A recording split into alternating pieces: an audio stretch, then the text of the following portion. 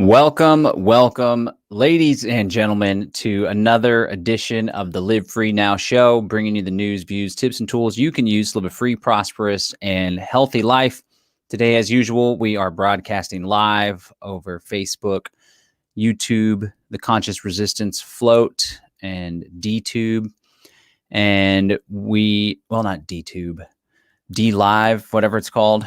And today I'm going to be talking about agorism, revolutionary market anarchism, and I'm going to be talking about some strategies that we can utilize as liberty lovers, radical innovators, in order to find freedom in our lifetimes, or at least in our children's lifetimes, or their lifetimes.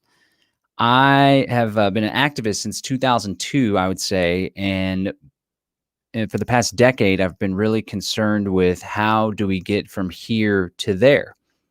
I did a whole lot of political activism, and the political activism, while we had what seemed like political victories, it wasn't satisfying for me. When we would have a victory, it would appear as though we were taking a step forward, when in reality, we were just slowing more steps backwards. We weren't actually creating more freedom in our lives. We were just slowing the growth of tyranny. And when I started to realize that and understand how much time and energy and resources we were putting into the political activism with such little output, super high input, very little output, I began to explore alternatives. And it was around this time that I was introduced to agorism, or revolutionary market anarchism, that philosophy and strategy espoused by Samuel Edward Konkin III in the New Libertarian Manifesto. And so we're going to talk about the New Libertarian Manifesto a little bit today, and I'm going to lay out a path that I think we can use to get from here to there. First, a little housekeeping. I want to invite you to subscribe to the podcast, livefreenow.show. You can go to livefreenow.show and check out the website. We got some blog action going on as well. All the latest episodes you'll be able to find there. And you can subscribe on Spotify, Apple, Google, or Stitcher. There's even a blog. I've been writing some little posts and stuff. So great way to stay in touch with me over at livefreenow.show. And I'd also want to shout out our sponsor, freeounceofkratom.com. This is kratom. It's a green powder made from the powderized leaves of the kratom evergreen tree. People take the green varieties for stress and anxiety. A lot of people are experiencing a whole lot of stress with the election. So that's the green varieties. The white varieties are good for focus, energy, and the red varieties are best for pain and relaxation. People take them to help with sleep and stuff. But you can go over to freeounceofkratom.com, claim your free ounce. All you got to do is pay $5 shipping and handling, and we will send you an ounce of Green Mang Da, our most versatile type, to try just for free. Just pay shipping. So that's freeounceofkratom.com. Okay, so lately I have been researching the Great Reset and the growth of technocracy. I picked up Patrick Wood's book on technocracy, which is super in-depth. And I also bought the COVID-19 Great Reset book by Klaus Schwab, who's the World Economic Forum's guy. I also bought a copy of Agenda 21, the report that came out of the 1992 Rio de Janeiro Earth Summit, where they created Agenda 21. And as I study this New World Order 2.0, which aims to create a global government that manages humans through technology and surveillance, I begin to understand how daunting the task that lies ahead of us truly is. I am someone that is seeking genuine freedom for myself and for my children and my community. Not half measures, not minarchism, not a limited government. I feel like Lord Acton said that power corrupts and absolute power corrupts absolutely. And as long as this institution exists, there are going to be people that are leveraging it and co-opting it and getting into power, even if they had good intentions, and then becoming these megalomaniacs, all sorts of stuff. But while I'm an idealist and an optimist, I also like to view things practically. And so I've never been a smash the state or overthrow the government type of anarchist. I think that a majority of the people that live within the United States, they want government, or at least they don't want the level of responsibility and uncertainty that comes with a genuinely free society. Not that there's not uncertainty with a statist society, but I think that as we plot our strategy and we vision for the future, we should expect that the state institution is going to continue to exist. As I said, people use it, they leverage it for their own self-interest. They are on welfare programs, they get benefits from the state. The Republicans and Democrats, which are in control of the political institutions, or at least they have the semblance of control, when in reality it's the oligarchs that are in control. They aren't going to be doing away with government anytime soon. Even Ron Paul in 2007, 2008, and 2011, 2012, he developed this huge cult following, right? And people think that the election was stolen from him, but I don't think he ever would have been able to put up the type of numbers as far as actual votes to win an election. And again, that's because a lot of people aren't into total freedom or libertarianism. It's one of the reasons that the Libertarian Party has all sorts of problems in itself, marketing problems in large part. Often they try to be conservative light rather than being radical and kind of waking people up out of their slumber like Ron Paul did. But one of the reasons why the Libertarian Party is so unsuccessful politically is, again, because a lot of people aren't into libertarianism. I wish that they were. We have our work cut out for us. There is a huge indoctrination that takes place with America's youth, and they're made to worship the state and presidents and all sorts of stuff. So I'm pointing this out because, as I said, whenever we lay out our strategy and whenever we engage in activism, let's do so with the understanding that we need to figure out a way to peacefully coexist with the statists or within geographic areas that's still where there's still a state. So I just want to paint the picture of kind of where we're at and some of the threats to liberty that we face. And then I will share how I believe we can best navigate those threats and create more freedom for ourselves, how we can find freedom in an unfree world, to borrow from Harry Brown's book title. So the conventional threats to liberty, of course, are the state, that institution which enjoys a geographic monopoly on the initiation of violence and aims to control and regulate people in various ways, various aspects of their lives, from their economics, financial life, to what they do in their bedroom and the energy they consume, all that stuff. And so that's what a lot of libertarians have concerned themselves with. How can we minimize government intrusion into our lives? And some would assume that using political channels is the best way to go about that. Well, I'm going to talk a little bit about agorism as a better strategy, but I also want to point out that we are in a pretty multifaceted, multi-layered world where if liberty is your primary concern, there are other factors at play right now that threaten your liberty and privacy. And it's funny because there's a lot of institutional, professional libertarians or whatever. I'm thinking about this one guy in particular he's a libertarian, but he seems to pride himself on discounting and trash talking conspiracies. But as I've studied the Great Reset, which is the World Economic Forum's marketing program for rolling out a fourth industrial revolution, which is the merging of technology and biology, as I study that, I begin to realize that these globalists, these social engineers, these technocrats, they in large part are certain, while they're leveraging governmental institutions and mechanisms, they're also circumventing and doing an end run around those institutions in order to create this nightmare panopticon surveillance society. And so that's definitely something that strategically we ought to examine as well.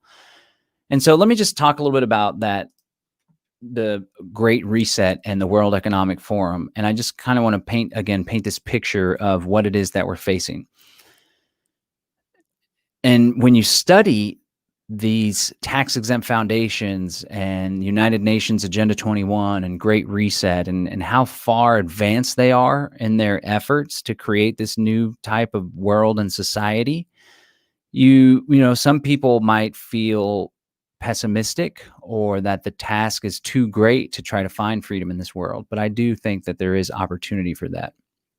And just to make it clear, the world that is being pushed, the type of societal changes that are being pushed by the World Economic Forum, United Nations, Council on Foreign Relations, Trilateral Commission, Bilderberg, all these global elites, oligarchs, it essentially is one where every aspect of your life and your energy output and energy input is going to be tracked and surveilled and controlled. Essentially, the world that these people want to create is a top-down control paradigm.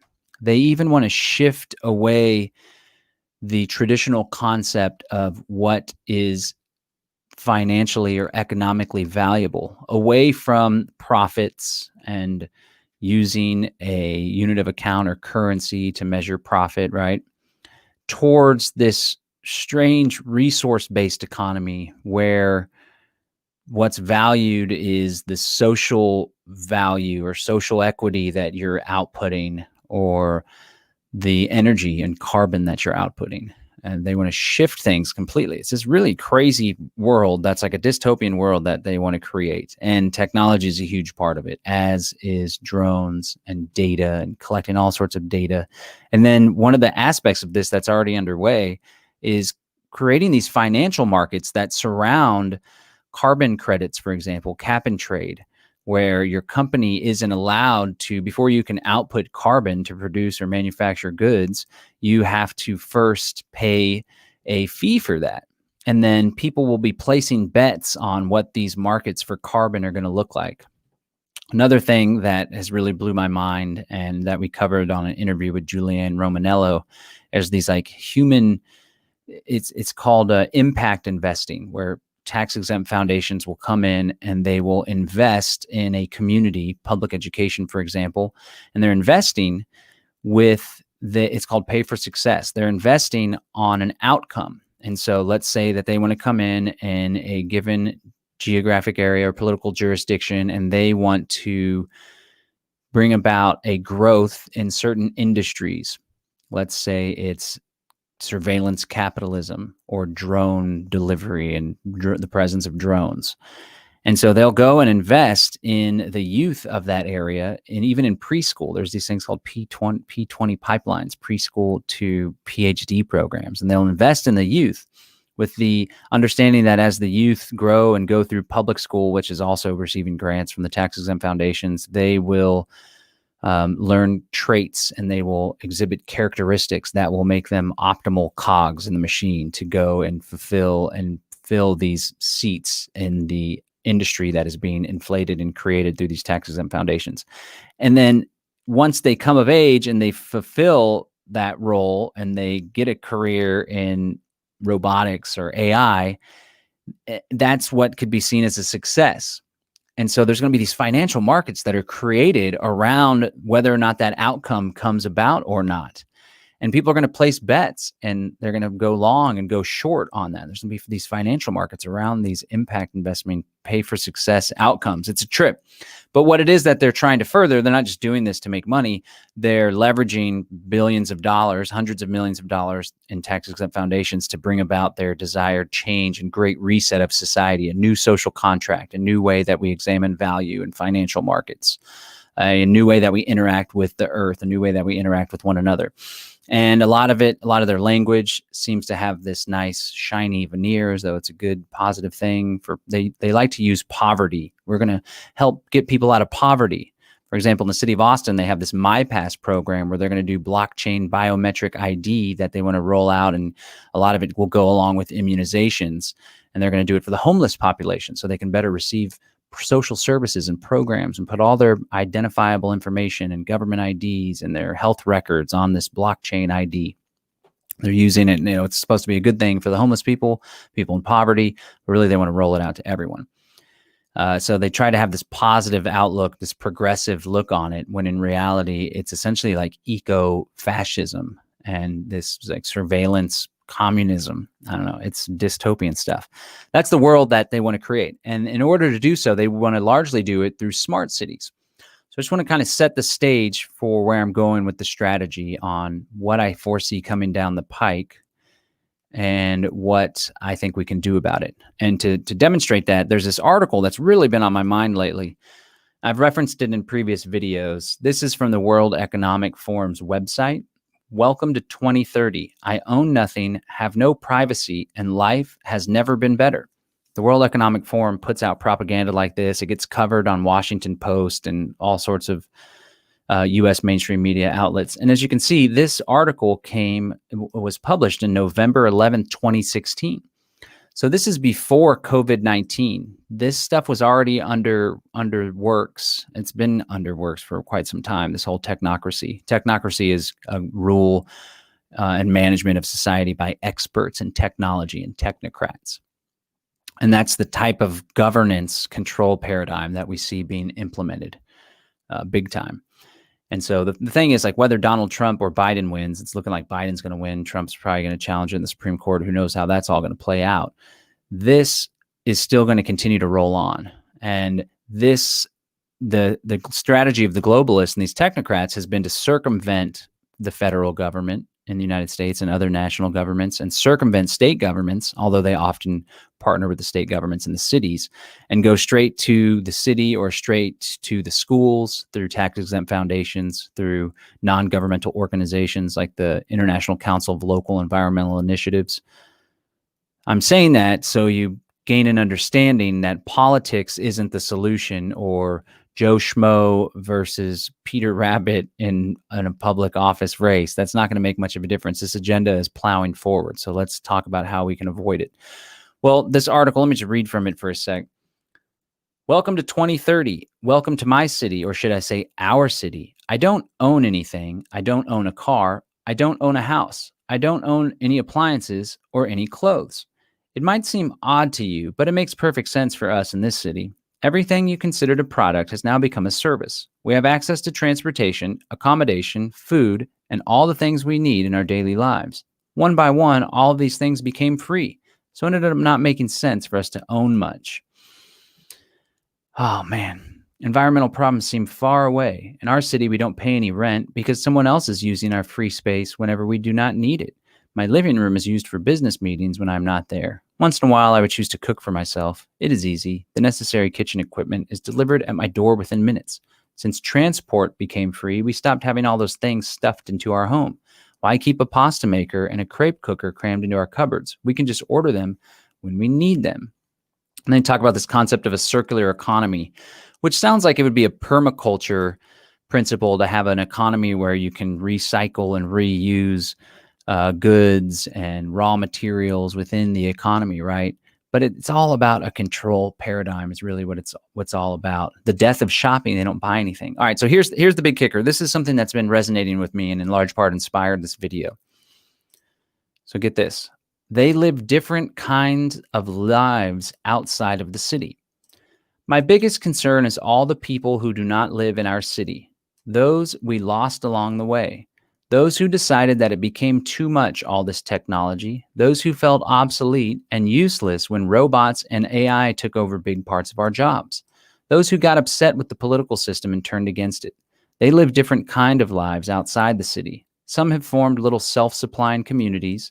Others just stayed in the empty abandoned houses in small 19th century villages. So as you can already see, the World Economic Forum is speculating and theorizing that there's going to be groups of people that do not go along with their Great Reset, Fourth Industrial Revolution. There are going to be people that want to live outside of the city. Now, specifically in this context, when they talk about cities, they're talking about smart cities, which utilizes the quick data transfer and analysis of 5G in order to create a city that is essentially omniscient, which means all-knowing, right? They literally want to track and catalog all sorts of stuff. There's even a project out of Microsoft called the Planetary Computer, where they want to create this ultra-sophisticated, super powerful supercomputer that tracks and catalogs and analyzes every single element of biodiversity on the planet. And this is hardcore. I think a lot of these elite, they reached a pinnacle financially where they have hundreds of millions and billions of dollars, and they have it all sheltered away in tax-exempt foundations. And so they shifted their desires and their values from money and wealth to control. There's also this like social Darwinism aspect where a lot of these elites, it wasn't very long ago where we had the divine right of kings in this world, and they believe that their position of privilege and stature is something that they're anointed with, or they're somehow superior to other human beings because they've managed to amass such wealth and power. And now it's their job to control other human beings. I think another element, as I spoke about in a previous podcast, is that they want to end the cycle of revolutions. All throughout history, the masses have risen up, or at least the remnant, and the masses go along as well, but people have risen up, overthrew existing power structures, put themselves in power. And I think that the elite now are uniting with one another rather than warring like they were in World War II and the Cold War. There's still elements, different factions, of course, right, with China and Russia, but the Anglo-American establishment, the Western elite that rose out of the Cecil Rhodes Scholarship and the Milner Group, and they created the International Institute of Royal Affairs, the International Institute of Royal Affairs, and the Council on Foreign Relations, its counterpart in the United States of America. And then the Trilateral Commission came along with Zbigniew Brzezinski, who wrote this book, Between Two Ages, where he talked about technocracy, technocratic age, he called it. They don't want to fight with each other anymore. They want to combine forces and support one another synergistically to create this dystopian top-down control grid. And so we see the World Economic Forum is already visioning those that aren't going to go along with it. So what I want to spend the rest of the podcast talking about is what we can do on an individual level, but also on a collective level as agorists and activists to ensure that as this nightmare dystopia is being created, not only are we going to expose it for what it is, right, through alternative media, documentaries. Bros has this great little short on the Great Reset, and try to chip away at their veneer of progressivism and show it for what it really is. Not only are we going to do that, but we are going to take active steps in our life now to lay the groundwork for the future, so that when the future comes along, we are in a greater position of power to realize our inherent sovereignty and try to do so even though this nightmare future is being created all around us. Let's not lose sight of the fact that the Earth is a big, giant space, and there is a lot of room on this Earth. And surely it doesn't have to be 110% prison planet where everyone is bought into this thing. There's opportunity in areas where people can still live free, right? Like the free men beyond the wall, except we'll do it in class and style.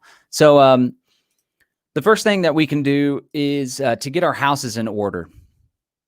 One of the most important things is to have your ducks in a row. If you can, to have some wealth or an income or savings that afford you opportunities. Oftentimes, when people are living paycheck to paycheck or struggling or deep in a hole, it makes it difficult when the time comes to buy that piece of land as part of an intentional community, or to take that trip down to Mexico and leave your job, right? So when I say get your house in order, I mean, make sure that people are capable of freeing themselves. And sometimes financial freedom helps give you more choices. Not to mention, people are healthy, people are prepared, people have their own little preparedness stash, storable foods, firearms. Get ready, be prepared, right? Then the next thing that we ought to do is to find the remnant, find the others.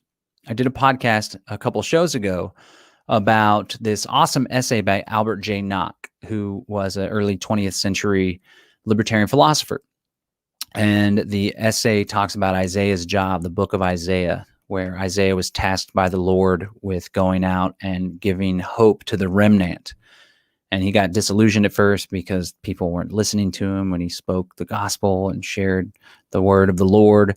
And he came back and was like, what's up? Why? This seems like it's doomed to failure. The masses aren't listening to me. And the Lord was like, well, this isn't for the masses. This is for the remnant, that tiny group of people that are going to pick up the pieces of society when everything comes crashing down and build anew, right? So what's important for us to do is to find the others, find people that think like we do. One of the distinctions that Albert J. Nock says, he talks about Plato making this distinction, and other historians and philosophers throughout history, distinction between the masses and the remnant, is that a lot of the masses aren't even capable of grasping some of these complex problems and some of these deeper principles like individual liberty or sovereignty or self-governance. And so there's so many people that are focused on winning elections and winning people over and arguments and debates on Facebook, which I myself am guilty of, when at the end of the day, there's just a whole lot of people that have been socially engineered with ideas ingrained in their heads that we need a government. We need a protector predator class of police and law enforcement. We need to elect people to go make decisions on our behalf in Washington, D.C., right? There's a lot of people that they're not even capable of the vision needed to conceptualize an alternative means of organizing society that is something that they've never experienced before or never learned about before, right? So there's all these people that are just wholeheartedly caught up in the idea that we need a government, and our people that believe like we do and share our values and policy priorities, they need to be in control of that. And it boggles my mind with the division that we're experiencing in this country, that is the division that's being experienced in this country, because I'm just chill. I want to make more friends and whatever. But it's like the election is so seemingly close. If you forget about the accusations of fraud and so on and so forth, and no matter what, it's still pretty damn close, even if it's 55-45 or 60-40 or 58-42 or 48-52. It just seems like such a busted concept that such a big group of people would have to live under the authority and policies of one person or one party when they're wholeheartedly opposed to that. And even though we find ourselves in that circumstance with the 2020 election, with so many people pissed off or afraid of the prospect of this guy getting in office or this guy getting in office again, nobody's even capable. It doesn't even cross their mind to think, whoa, maybe we don't have to live that way. What if there's a different way to live? What if there's a better way to live where we can be more harmonious with our fellow human beings that happen to occupy this geographic area? Some people think, well, the law doesn't allow for that, or this, that, or the other. Well, I want to encourage you to go out and find those people that are thinking outside of the ballot box, that are thinking outside of the statist box, and find those people. Not only find those people, but get to know them, build community with them, build trust with them. And once you find them, I encourage you to get organized. And that's exactly what we're doing with the Freedom Cell Network. We have really grown the Freedom Cell Network in the past 5 months, ever since COVID popped off. The Freedom Cell Network has seen immense growth. I'll be doing videos about it several months ago, and it's like the 2,000 people in the Freedom Cell Network. And then sure enough, a few months later, now we're up to over 5,000. Now we have over 6,000 people that are involved.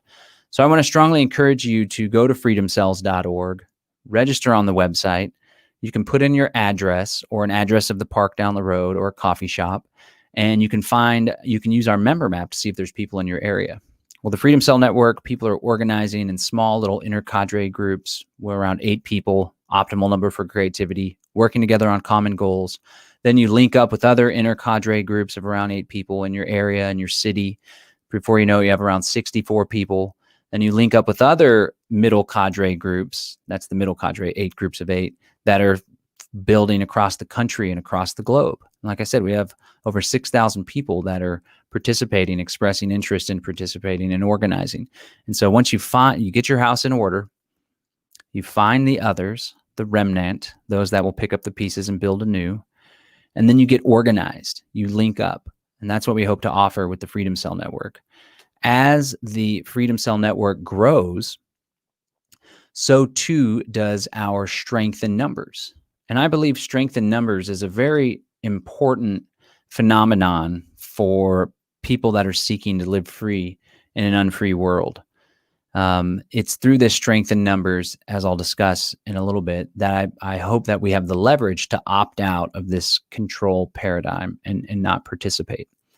So once you're organized and you've found people and you're forming these little groups, then you've already got your house in order. Now you can work on getting your houses in order, and y'all can work together to come up with plans to go train and use firearms, learn how to use them safely and proficiently to defend yourself and your family and your community. You can get your hands dirty working together with folks in your group, building gardens. And, there's a group of 8 people. One of them's a master gardener. They've been gardening for the past 20 years. They grew up on a farm. They're going to help the other 7 people. Or there's like 6 groups of 8 in a given area. They're going to host skill shares, or they're all going to come together and do permablitzes and grow food together. This is how this organization can help one another. It doesn't have to be the Freedom Cell Network. It can be whatever. It can be a small group. It can be a gun club. It could be a gardening club.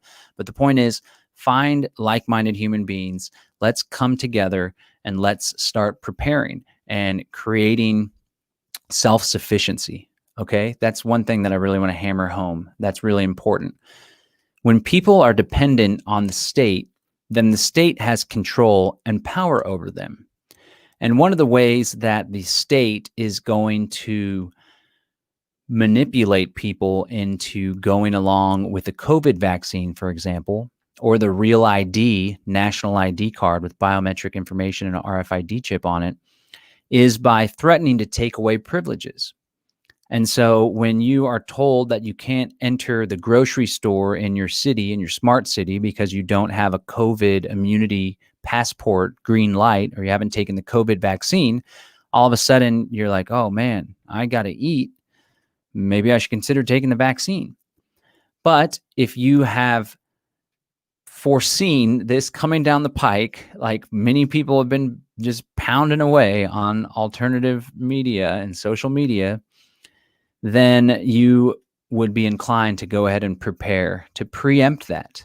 So when you don't need the grocery store because you and your middle cadre group of around 64 people in a given area have already created the food production needed to feed the entire group and the children, then when they say you can't go into this store unless you have a COVID immunity pass green light on your smartphone app or your wearable biomedical technology, then you can say, you know what, to hell with you. We saw this coming and we don't want to go to your grocery store or use your hospital, for example.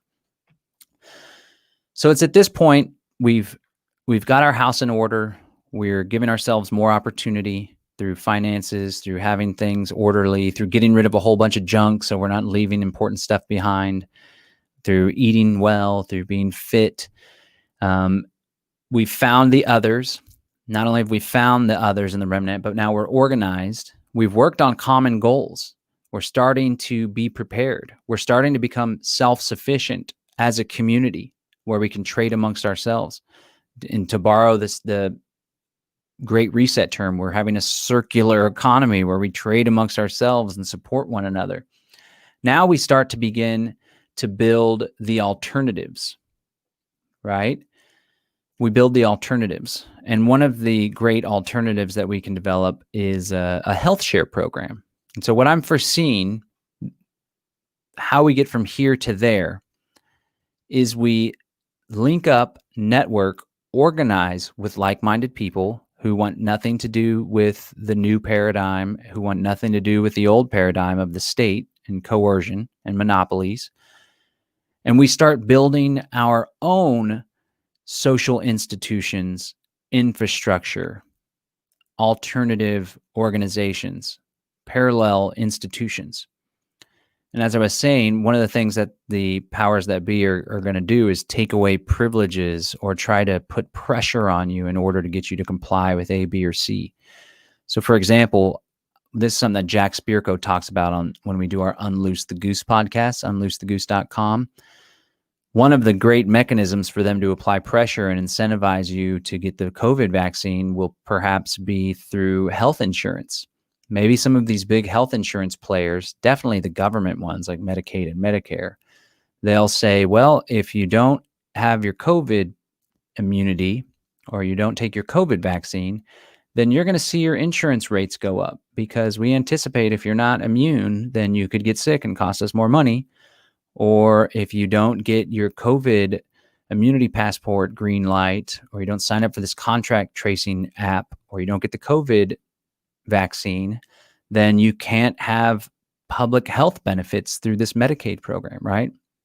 So again, what I'm trying to encourage people to do is to think ahead.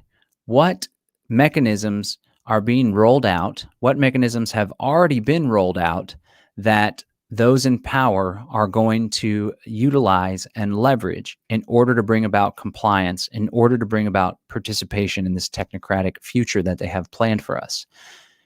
And knowing that, how can we navigate around that? How can we circumvent those plays? So it's like a lot of the stuff that's being put out by the United Nations, World Economic Forum, and all these Illuminati types, it's like an open conspiracy. Earlier, I talked about how the masses aren't even capable of grasping a lot of this stuff. So they just put it out there for the world to see. And so few people actually go and read their documents or purchase the Great COVID-19 Great Reset book with its chapter, The Return of Big Government, or purchase the big, thick Agenda 21 Earth Summit manual, right? Or do the deep dive research to understand the nature of technocracy and how it's being rolled out. So few people even do that. It's an open conspiracy. So we have the information needed to project what they're going to be bringing out and rolling out. And we can figure out now how we can navigate around that. And that's one of the big things that Freedom Cells hopes to do. But when it comes to health insurance, so as we grow in numbers, we start rolling out our own social institutions, our own service providers. So for example, a health share. I currently have a health share program. I don't have the statist expensive health insurance, Obamacare or whatever. It's like $208 a month. If there's an emergency, then I pay out of pocket up to $1,000. It's kind of like a, whatchamacallit, throws me off right now, what you call that. Not the copay, but the deductible. It's kind of like a deductible. So you pay up to $1,000 and then everything else is 100% covered. And that's great for me because I don't have medication. I don't go to a primary care doctor. I don't even have a primary care doctor. I have a naturopath, but it's just for emergencies, car accident, something crazy happening, whatever. And so that's totally private. It's not part of the government health insurance. So there's not as many regulations on this health share market. And so what I'm foreseeing is when we have, 25,000 people, 50,000 people in the Freedom Cell Network. Again, the cool thing about the Freedom Cell Network is that we have this social infrastructure that it can grow in numbers and it can scale, and it scales horizontally rather than scaling vertically, adding the need for bureaucracy and governors and regulators to make sure everything's working properly, right? It's like a self fulfilling entity that can learn on its own and it's all respecting the individual, but the whole body takes on a life of its own as well. Never having primacy over the individual, I should say. There's a lot of philosophies that put the greater good of the group above the individual. And we like to say freedom cells are all about collective action for the benefit of the individual. And so I also want to point out that there's a great decision-making mechanism in place so that when we have 10,000, 50,000, 100,000 people in the Freedom Cell Network, rather than having to have your representative in Washington make a vote that affects you back at home, we can use consensus-based, decentralized decision-making in order to make decisions. And one of those decisions that we could potentially make is we think we have enough people that are interested and we want to go ahead and roll out our own health share. Whether we contract with an existing health share company to get a bulk rate, whether we form an actual LLC or legal entity that maybe a cooperative that the members of the Freedom Cell Network own, or whether it's some smart contract, decentralized autonomous organization that lives on a blockchain, we can start to have these institutions. So we're no longer needing the institutions, the legacy institutions, right?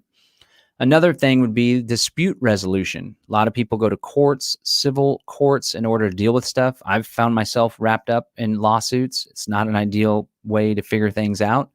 And so we can have our own dispute resolution mechanisms in place. Essentially, what I'm trying to convey is that we don't have to rely on the existing institutions that have not been serving us. We can build our own, and we ought to build our own. And many people already are. Okay, before I get to one of the things that seems to be more controversial, but I think it's really important, I just want to talk about a great compromise strategy.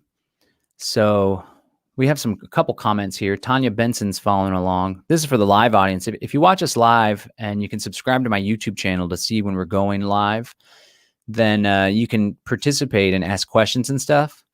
Or you could catch the podcast after the fact. You can always leave comments on the podcast post on the livefreenow.show, and I'll be sure to respond to them.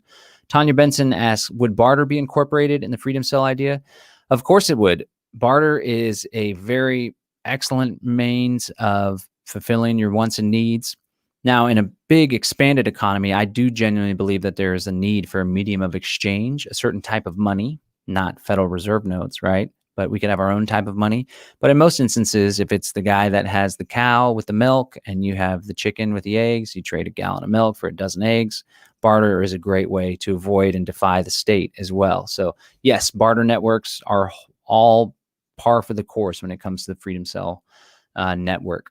But we can also have sophisticated trade and financial markets amongst ourselves as well for people that want to do that. And it's not like everything needs to go this way in the Freedom Cell network or everything needs to go that way. There could be people that are organized in their neck of the woods, or their Freedom Cell groups are networked together, and they like to do barter, and they like to keep things small. They like to live small and live off the earth. They don't like to have a lot of possessions. They don't like to have all sorts of money. They just like to do their own thing. David Kippenchuk says, Bush bucks. And I don't know about all that, but some people there's all sorts of like time bank currencies, and people can issue their own currency and then trade it. And there's like a promise to pay back with labor or value or exchange for whatever. I don't know exactly what it'll look like. I know that I like cryptocurrency, but the important thing is that people are working together and they're using their own infrastructure and own institutions, and we're all opting out of those institutions. So here's a great middle path. In fact, let me just get to the other part. Okay, so as we're building these alternative institutions, healthcare alternatives, we have our own naturopaths, we have our own surgeons even, we have our own health share that we've built, we have our own arbitration systems, we have our own food production and trade networks and seed banks, right?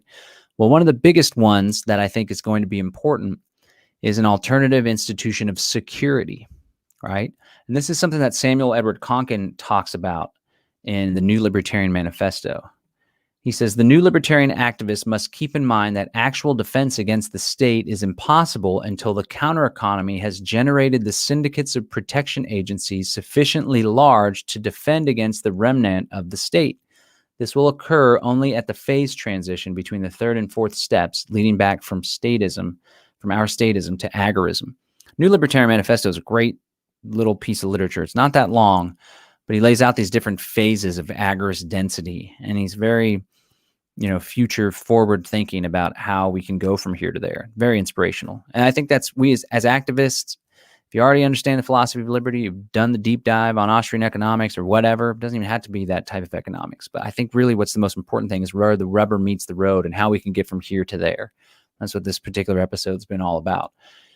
So as we grow in numbers, let's say now we have 50,000 people in the United States that are participants in the Freedom Cell network. And we have a mechanism in place where we can make decisions as a group. And it's consensus based. So if one inner cadre group or middle cadre group doesn't want to go along with this particular decision or program, they don't want to contribute, then they don't get the benefits from that program, but they can still remain allied and networked with the group. Okay, so let's say we have 50,000 people. I don't know what the number will be, but when you have a whole lot of people and we got our house in order and there's people that have expendable income, we can start financing a private security agency that defends our group, right? This will make it even easier to accomplish if we have close geographic proximity. So a lot of these things are all going to be taking place at the same time. So another thing that I wanted to talk about was coming together and acquiring large swaths of property so we can create our own eco-villages, intentional communities, free cities.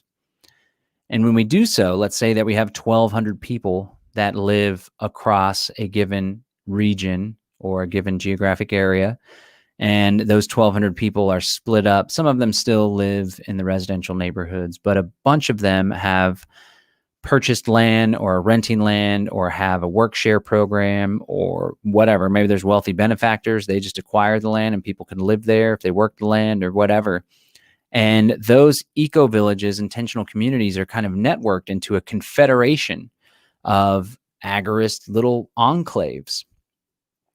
And some of them, they have learned to defend themselves, and they can use martial arts, they can use self-defense, they can use firearms, and they know how to utilize these tactical approaches to protecting themselves, their family, and their community. In addition to that, these groups have funded private security agencies that have been hired to protect the agorists, right?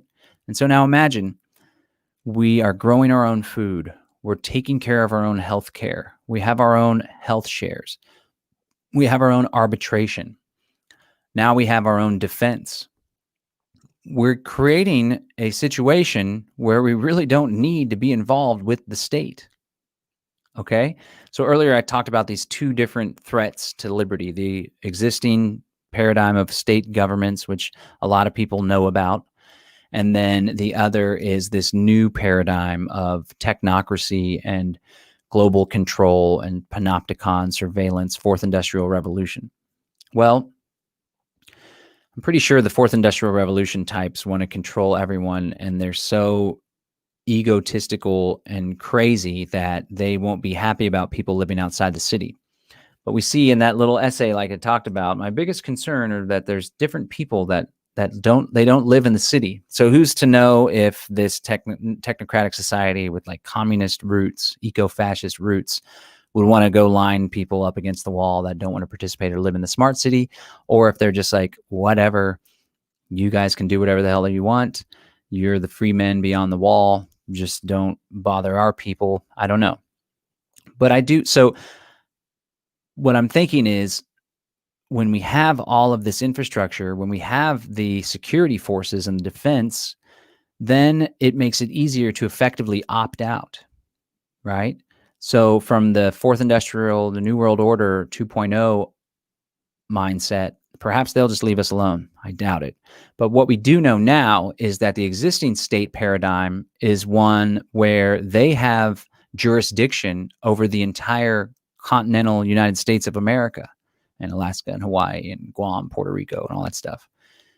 So at this point, there exists a reality where legally you can't just opt out or go live out in the woods, right? Legally, and I do legally in air quotes because I know there's going to be people get me on the de jure, de facto, sovereign citizen, Republic of Texas, the United States of America, whatever, incorporated. I hear all that. Now, you can go disappear, right? Or live small. Or like when we went to the Midfest in Spavinaw, Oklahoma with the Oklahoma Agorists, and we did this little Midfest Liberty Festival, I met some people that are like genuine agorists. They don't even fly. They're like wholehearted agorists. They just kind of opt out, right? But it's difficult to do that on a large scale. It's difficult to scale that type of thing unless, as I've said, we've done these steps, we've built all this stuff. But here's a potential future.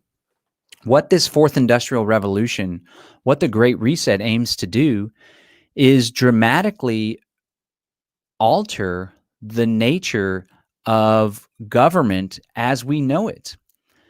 They aim to do, this is something that Julianne Romanello talked about on the interview that I did with her. In large part, the state government is an institution that threatens the Great Reset. Because, if it's Democrats are run by communists or progressives, a lot of those Democrats, especially in California, they're wholeheartedly bought in. Even in the city of Austin, it's run by very left-leaning social Democrats, democratic socialists. Some of them are like freaking communists, these guys. And so they are participating with the International Council of Local Environmental Initiatives. They have like the Austin Technology and Information Department, which, and that's not the exact name, but they're getting grants from tax-exempt foundations to roll out fourth industrial revolution type programs at the city level, right? And so what the globalists, what the powers that wish they were, what the technocrats want to do is figure out a way to usurp authority from state governments, from legislative bodies, from the federal government, so they can have their rule by technology and rule by experts. Now, there's some strategic opportunities there, right? Like I don't want to align myself with the government, or I would never want to align myself with the Republican Party, although I was back in 2007, 2008. But it's a good thing in part when a lot of these Republicans and conservatives, they're like the old school John Birch Society type situation where they recognize this New World Order plan. They see it as like an undercover communist plot, and they try to object to it, oppose it, push through legislation. You know, this has happened before in this country, right? There's been efforts to expose the Agenda 21 at the local level, so on and so forth. But the point that I was trying to make is that it's possible, if the Great Reset is as successful as World Economic Forum, UN types, the Rockefellers want it to be, that they essentially will erode away the existing constitutional institutions that we have in this country, or the parliamentary forms of government that they have in other countries. And in doing so, I don't know what the tax paradigm will look like per se. I guess, I'm just trying to speculate and formulate in my mind what this could look like as we move forward, because we need to be conscious of all possible outcomes so we can figure out how we're going to carve out our agora right there. Old Derek Bro says temporary autonomous agoras. Yeah. And permanent agoras all day long. We need to be conscious of what the political landscape is going to look like. So my point in that was that we eventually are going to either want to have a public opt-out. It's all strategic, right? I'm way ahead of myself too when I talk about a lot of this stuff, because we have some time before we can grow our strength in numbers where people will feel comfortable saying wholeheartedly, we're opting out, we're declaring our independence. That's one strategy. And then we send in negotiators, ambassadors. We have 50,000 people. They intend to opt out and no longer participate in these institutions. Perhaps there can be a compromise where we will contribute to the gasoline tax or whatever. Who knows what all that's going to look like? Who knows what the future holds, even when it comes to gasolines or private automobiles? A big part of Agenda 21, a big part of the Great Reset, is to do away with the private automobile. That's why we see local initiatives and bond measures that are remaking transportation, and they are purposefully disincentivizing the use of automobile in order to incentivize people to use public transportation. So that's a whole part of it. When you're in your car, you're free, man. You can hit the open road, assuming there's not checkpoints or internal checkpoints in the United States of America.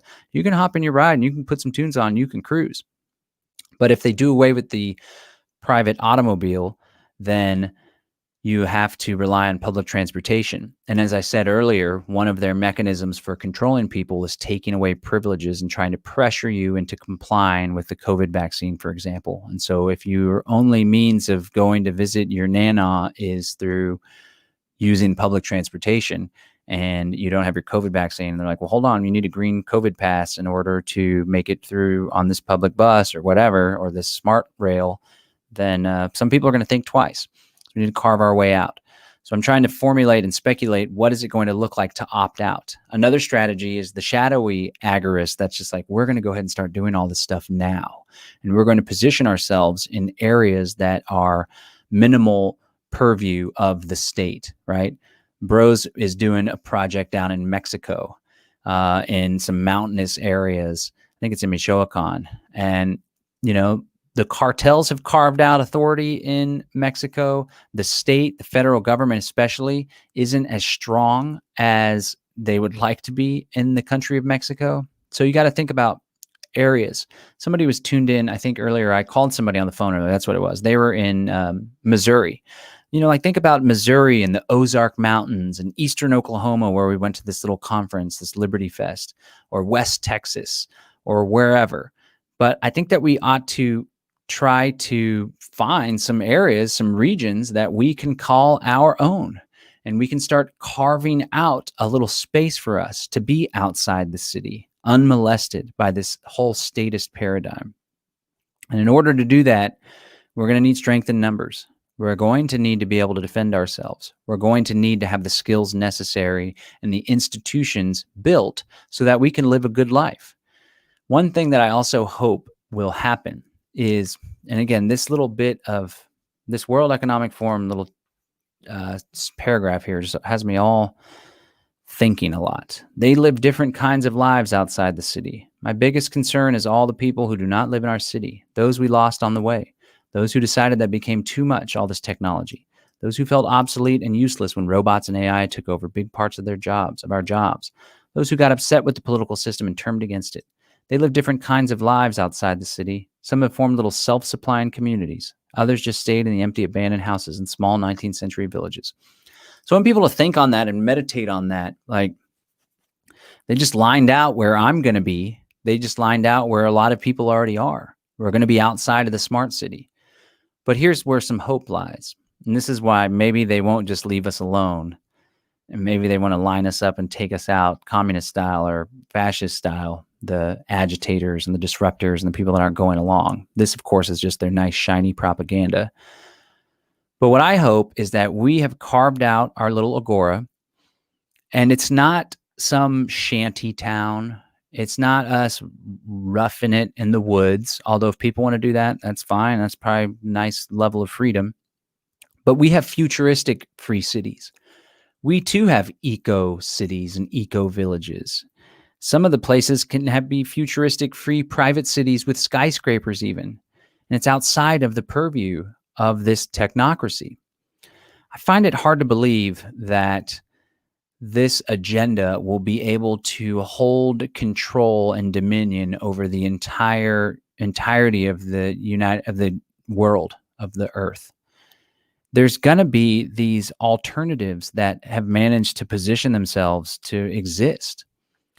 I did an episode a while back where I talked about free private cities, which is a company that runs the government of the city and provides the services. And there's a contract between the company and the individual, the customer, right? And there's a mechanism of correction. If you don't like it, then you could throw out the whoever, or you can just leave, right? And there's competition to get a new position. Maybe there's multiple free private cities that are competing against one another, right? Then there's seasteads. There's this project that's linked up with the Seasteading Institute. Forget the name of it. I should interview these guys though. But they are going to be buying, or maybe they already bought, old cruise liners, old big cruise ships that are going out of business because of the damn COVID lockdowns. And they're currently doing a bid. People are bidding on a space, on a suite in this seastead that's going to have fitness facilities and health facilities and all sorts of stuff. So there's another alternative right there, right? Seasteads, people, whether it's a ship that can move or it's just docked outside of a nice friendly jurisdiction, or there's whole floating cities with all these different pods and farms that are on the ocean. There's all sorts of technology and development in this space. It just hasn't really been brought about just yet, but it's on the horizon. You know, Ernie Hancock, who's a total badass, he has this shirt. I'm not wearing it now. I wear it often, but it's like, instead of off the grid, it's above the grid. And it's this picture of this pirate. They're all about pirates there in Phoenix, Arizona, their little crew there. And it's a picture of this big giant plane, this big giant airship that people will live on. And it's like, okay, the whole United States, the whole world, the whole United Nations is this whole technocratic nightmare. It's like, all right, well, we got our Bitcoin billionaires and our wealthy folks, and we built our own ship, and we're going to space, baby. Or we're going to go up with Elon Musk and colonize a portion of Mars. I don't know. But what I do know is that I don't want to live in a nightmare dystopia. I don't want my children to live in a nightmare dystopia where they're tracked and traced and controlled. To the contrary, I want them to experience freedom and privacy that I never experienced in my life. They already have a leg up, an advantage. They don't have social security numbers, so that's a benefit. They're not going to be part of this blockchain identity where all their health records are stored from day one, and they're controlled with their biomedical device, and their social credit score can be turned on and turned off. So what I interest myself in, what I like to focus on as the title of this podcast, is how we get from here to there. So I want to encourage people. Again, I laid out some loose steps. Get your house in order. Do everything you can to have financial freedom, to be healthy, minimize your junk, your stuff, be able to take off on a whim if you need to. Give yourself the financial resources necessary to have more choices. So where you're not stuck, you can bug out. You can go down to Mexico and join the community there. You can contribute to a down payment to acquire a piece of property with your friends to build your own community. Find the others, their strength in number. Focus on the remnant, not the masses. The masses can't even grasp a lot of the shit that we've covered in this show. They don't understand the non-aggression principle or individual sovereignty. They don't care to. They're too busy with their life, or maybe not even intellectually capable of understanding it. So find those that are capable and that those that are ready and willing to do something. Get organized with these folks. I invite you to join the Freedom Cell Network. We've created an institution, a social organization that has over 6,000 people. You can get involved at freedomcells.org. Work on common goals with your little groups. Start growing your own food, having storable food, learning how to use firearms, eating healthy, getting spiritually active, all sorts of stuff. Build the alternatives, health share, health care, arbitration, and ultimately security forces that can defend us, whether it's the people that are trained tactically to defend their community, or we hire private security forces.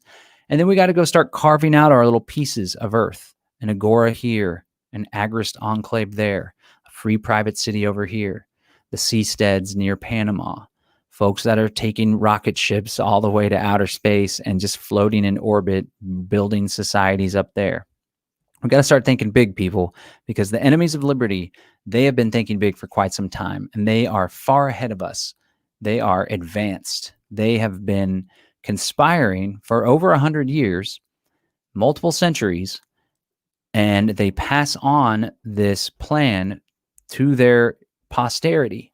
And they have money in tax-exempt foundations, and they are dramatically shifting civilization, not for the better, for the worst. So I'm going to take a couple more comments, then we're going to leave it there. We're right at about an hour. If you have a city, Ty Wiggle says, if you have a city, you will need a military force to defend it from other cities. They're not going to leave you alone, especially if you are prosperous. It is too dangerous of an example, and the citizens of other cities will jump ships. That cannot be allowed. No, I hear you. That's why, as I was saying, when we have the strength and numbers necessary, all the while, the people of our communities are learning to defend themselves tactically. And again, we're not a violent society, but it's more of like a fuck around and find out, or a self-defense, non-aggression principle type situation. In addition to self-defense within the community, as our numbers are 25,000, 50,000, we can utilize our decentralized consensus-based decision-making through blockchain allocation of funds, or just good old-fashioned dollars or whatever, to hire private security forces that not only protect the community from external aggressors, but private aggressors, but protect the community from public aggressors when we inevitably opt out in mass, or we just have been opting out the whole time, and the tax man or the local county regulator comes to be like, hey, you can't do that. It's like, well, we are doing that, and we're not going to stop doing that. We're peaceful people. Now you can speak with our security manager here, and goodbye. All right, so that's it. This has been the Live Free Now show. I didn't do a podcast earlier this week, so I thought I'd sneak one in Friday before the weekend comes. I'm going to try to get more on a regular schedule. I really do appreciate everyone that tunes in live on the Facebook, the YouTube, the D Live, and the Float.